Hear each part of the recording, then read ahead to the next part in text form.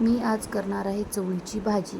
चवळीला बारीक बारीक कट करून घ्या. अशा प्रकारे कढईमध्ये तेल टाका. चांगल्या प्रकारे तेल गरम झाल्यास त्यामध्ये मोहरी टाका.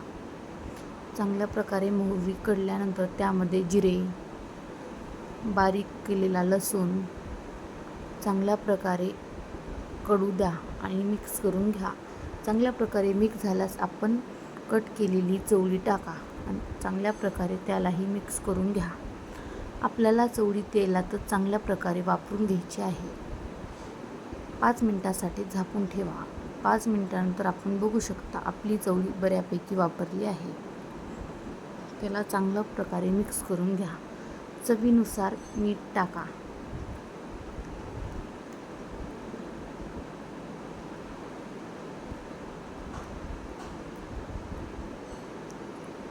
टाकल्यानंतर त्याला मिक्स करून घ्या. त्यामध्ये आपल्याला आता घरगुती मसाले टाकायचे आहेत. 1 चमचा काळं तिखट, थोडीशी हळदी, 1 चमचा लाल तिखट. त्याला चांगल्या प्रकारे मिक्स करून घ्या.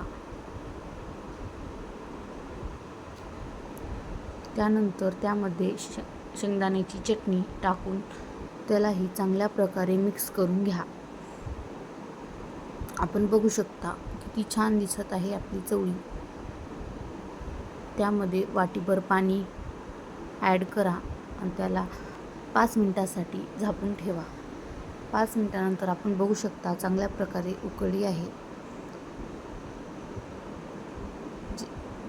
बारीक गॅसवर ठेवा. अशा प्रकारे सर्व पाणी निघून जाईल. आपण बघू शकता आपली चवळी छानपैकी शिजली आहे. त्यानंतर त्यामध्ये कोथिंबीर टाका आणि चांगल्या प्रकारे मिक्स करून घ्या. मी केलेली चवळी भाजी आवडली असेल तर चॅनलला सबस्क्राईब करा.